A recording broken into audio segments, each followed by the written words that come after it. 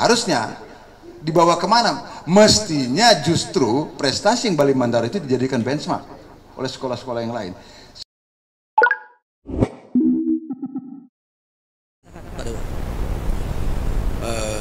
Terima kasih.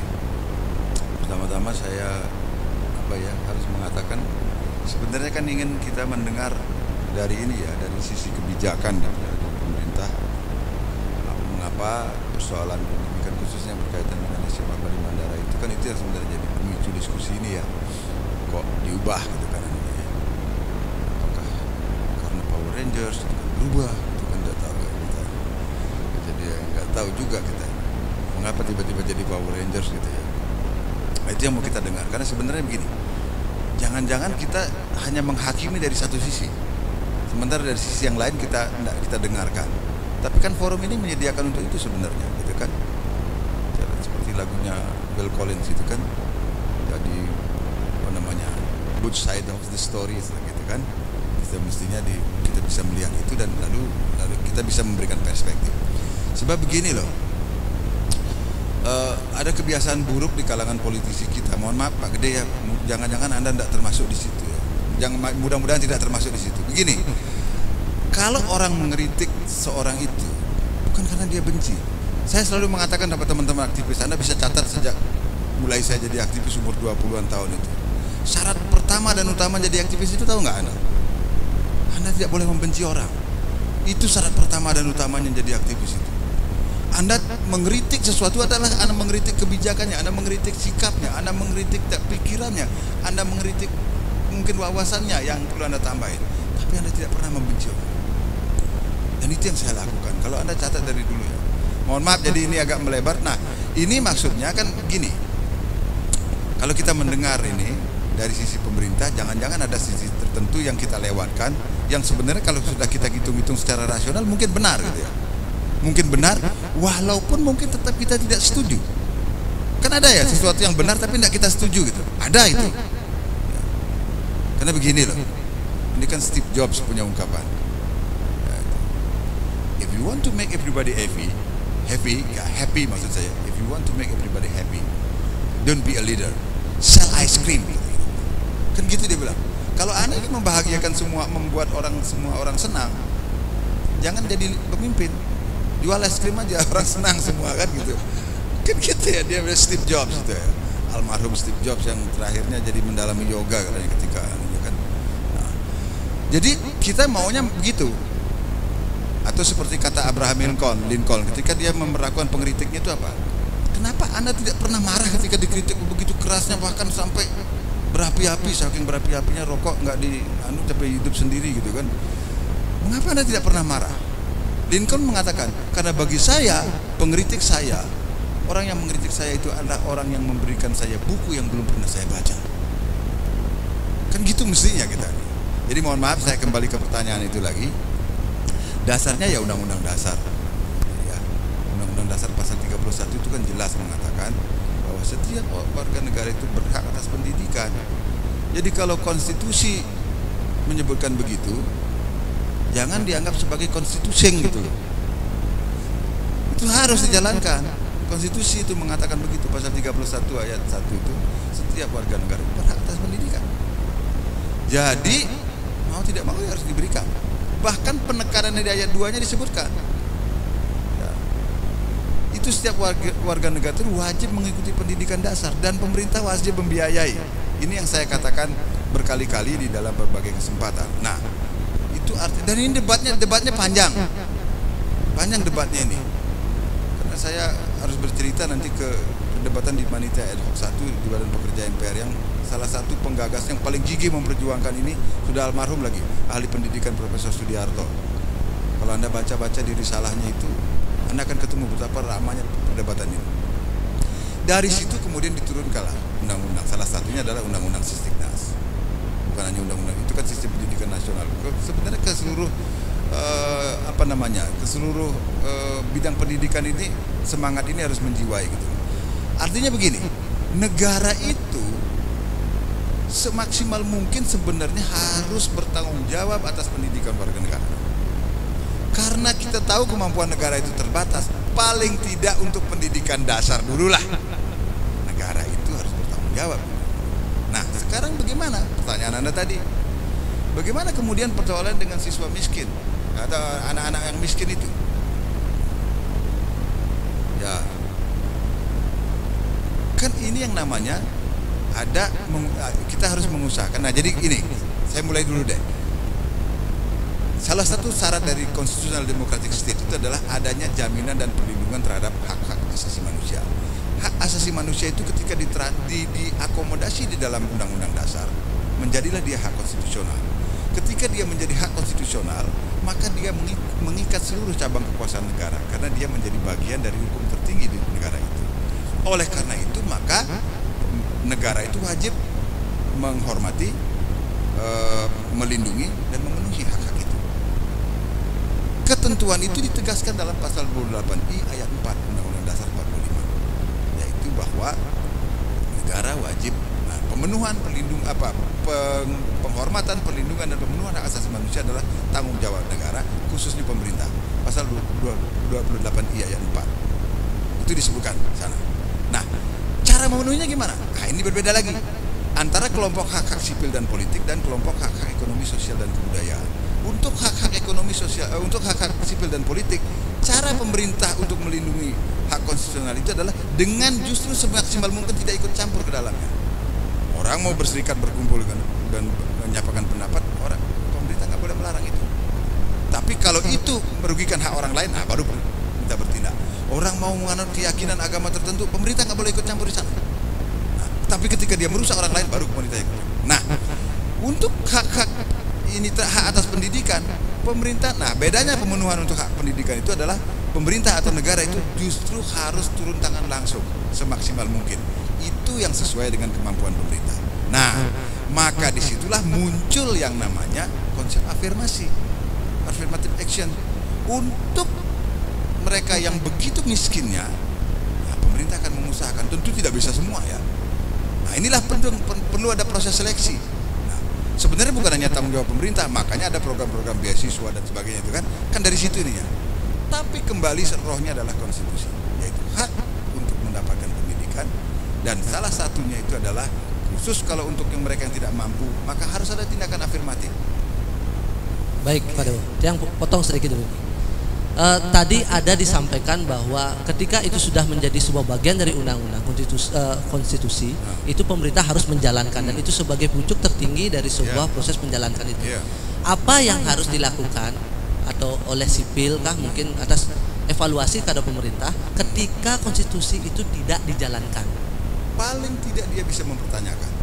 Kalau itu dituangkan dalam bentuk undang-undang, maka Anda bisa melakukan pengujian undang-undang itu di Mahkamah Konstitusi. Kalau itu dituangkan di dalam peraturan perundang-undangan di bawah undang-undang, Anda dapat mengujinya ke Mahkamah Agung. Itu jalan yang disediakan. Bukan saya yang ngarang itu. Itu Anda pasal saya ngarang itu ya. Yang ngarang itu. Berarti sipil boleh menggugat. Oh, boleh. Tentu saja boleh. Persoalan diterima atau tidak itu pengadilan yang memutus ya. Itu kan tergantung pada kemampuan kita berargumentasi. Apakah berargumentasinya itu bagus kemudian bisa meyakinkan hakim, itu soal lain. Tetapi hak untuk mempertanyakan itu memang dimiliki oleh warga negara. Dan rezim itu nggak boleh bingung istilahnya, kalau bahasa kampung saya dibilang itu bingung nggak? Apa sensi gitu dah. Nggak boleh itu, baper apalagi. Baperan, zaman sekarang baperan lah. Itu jadi karena memang hidup di negara demokrasi itu kan memang cerewet. Orang kita warga negara yang ikut mendudukan mereka memerintah kan. Oleh karena itu maka kalau ada kebijakan yang kita bertanggung jawab untuk ini, untuk mengingatkan. Itulah konsep citizen. Beda dengan konsep kaula ketika zaman Belanda. Kita nggak boleh mengkritik dan sebagainya karena kita hanya seorang kaula. Kita citizen tuh, kita warga negara. Kita bertanggung jawab karena kita ikut mendudukan suatu rezim ke dalam kekuasaannya, dan karena itu kita juga untuk bertanggung jawab. Kalau dia misalnya setidaknya mengingatkan. Kan kata Konfusius begini. Seorang abdi yang baik itu, dia seorang abdi loh, parakan loh. Seorang abdi yang baik itu adalah dia tidak takut untuk memukul kaki rajanya, walaupun dia tahu karena itu dia akan dihukum berat, sebab dia yakin kalau kakinya tidak dipukul, raja itu akan melangkah dan dia akan jatuh ke jurang. Kan itu tanggung jawab seorang warga negara di negara demokrasi. Nah, itu itulah makanya kita harus mengingatkan itu. Ya walaupun Pak Wakasya ini mungkin juga terancam juga gitu kan. Tak siapa, bahkan Anda mungkin jadi moderator sekarang terancam juga, kita kan. Bisa. Tapi kan itu apa, itu hak warga negara, kewajiban kita sebagai warga negara untuk mengingatkan.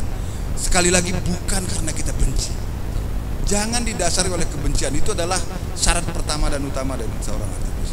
Maaf saya jadi panjang jadi bercerita ya, tapi saya ingin mengakhiri dengan mengatakan begini.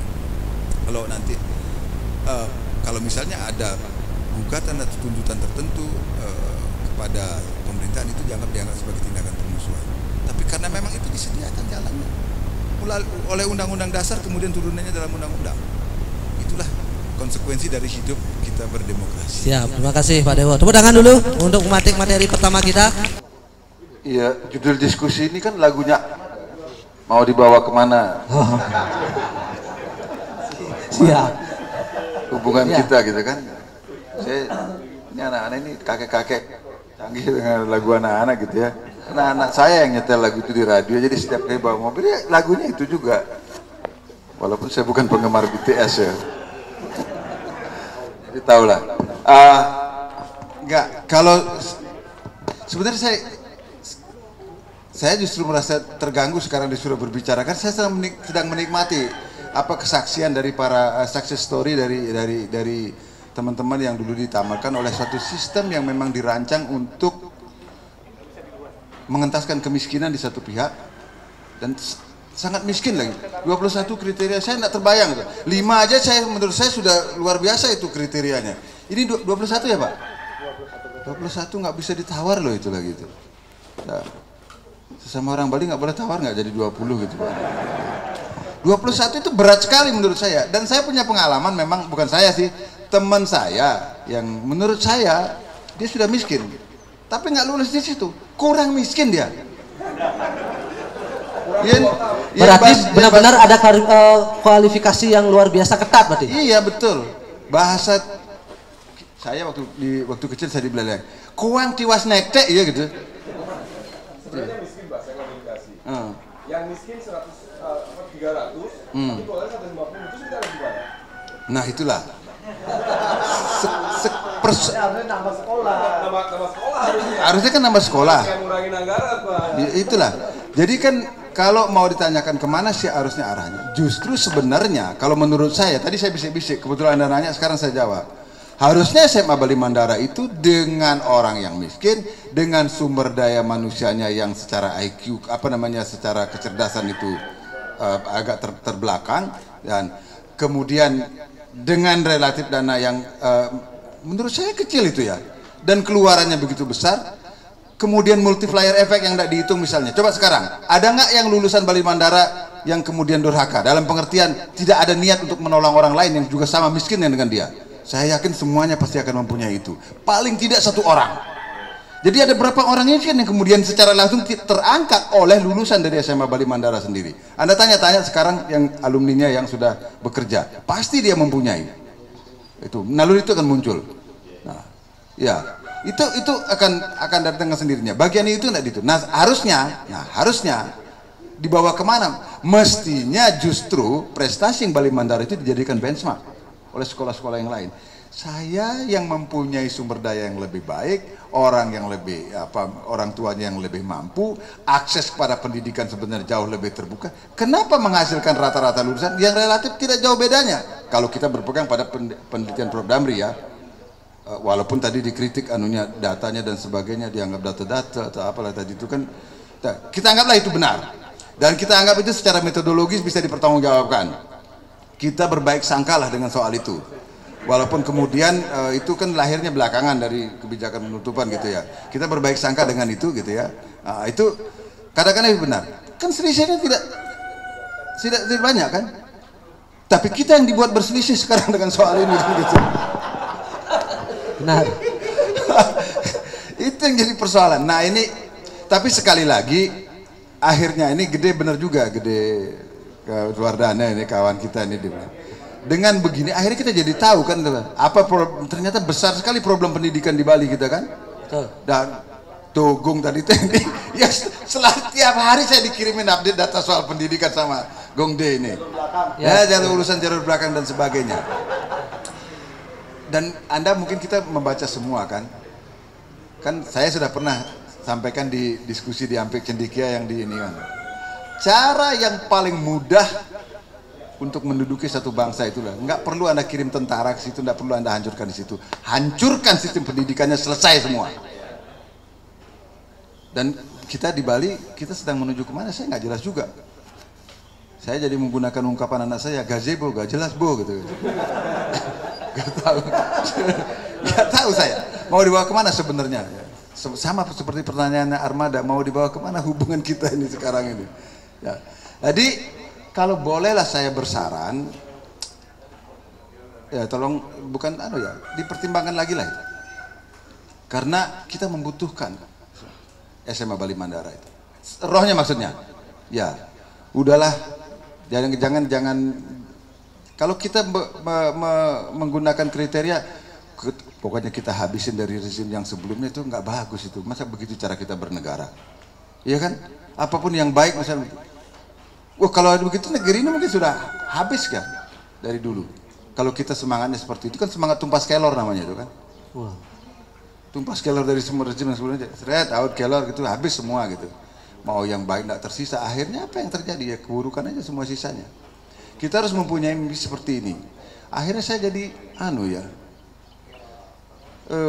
jadi berpikir ke depannya ini sebenarnya kalau persoalan kemiskinan yang absolut dan dia sebenarnya sudah bersifat struktural seperti itu di Bali itu tidak ada satu jalan keluar alternatif yang cerdas untuk itu. Saya agak cemas, bukan agak cemas sekali sebenarnya. Karena di Bali, tadi siapa yang bilang ya, Pak Gede Pasar tadi yang mengatakan, modal kita kan SDM. Kita tidak punya kekayaan alam, kita tidak punya apa yang lain-lain tidak ada. Modal kita adalah selama ini kreativitas dan kecerdasan mestinya. Tapi ketika kecerdasan ini sudah terbunuh dan yang membunuh adalah sistem, dan sistem yang terbunuh itu akibat kebijakan, saya tidak tahu lagi masa depan pendidikan di Bali itu akan menjadi seperti apa dan bagaimana nanti nasib orang Bali itu ke depan. Baik. Terima kasih. Itu. Ya? Itu membuat lutut saya semakin susah berdiri. Komentar. Enggak. Memang hanya pendidikan yang bisa mengangkat derajat hidup orang lebih baik lagi dibanding sebelumnya. Saya sendiri kalau tidak dikasih beasiswa oleh Raja Muna School di Topati, saya tidak bisa tamat SD. Saya harus klarifikasi lagi, saya sampaikan lagi bahwa saya itu adalah lulus karena beasiswa juga. Sama. Artinya saya anak lahir dari Kemis juga, dari kemiskinan maksudnya. Ya, Kemis. Saya pas lahir Kamis. Ya, lahir kemiskinan. Jadi SD kalau saya tidak dapat beasiswa saya tidak tamat. Orang tua saya masih hidup keduanya, boleh tanya? Artinya ya tamat beasiswa. Ada. Iya. Kok kenapa sama Budi balasnya? Paling tidak kita dengan melakukan tindakan kritis begini itu adalah sebagai bentuk juga pertanggungjawaban kita bahwa kita tahu loh bagaimana rasanya orang yang tidak mempunyai harapan dan tiba-tiba ada orang yang mengulurkan tangan lalu karena itu jalan di depan kita tiba-tiba terasa terbuka. Betul, itu yang kita rasakan. Itulah mestinya fungsi pemerintahan yang paling mulia adalah itu. Fungsi pemimpin yang paling mulia adalah seseorang yang bisa mengajak orang lain kepada suatu tempat yang sebelumnya tidak pernah terpikirkan tempat itu ada. Itulah tugas seorang pemimpin. Luar biasa. Tepuk tangan dulu. Kita doakan, kita akan sampaikan pada pemerintah nanti bahwa program mulia pemerintahan bagaimana membantu orang yang tidak memiliki mimpi sebelumnya dapat berharap mencapai mimpinya.